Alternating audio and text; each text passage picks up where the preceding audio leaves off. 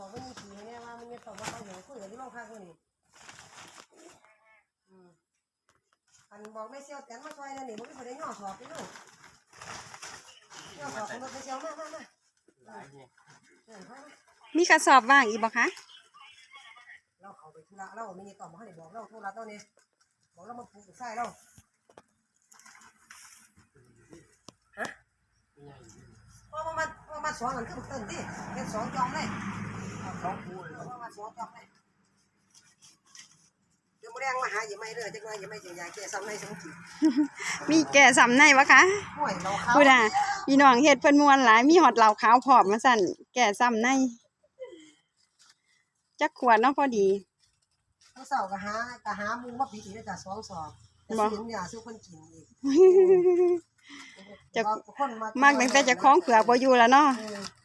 ไปวัง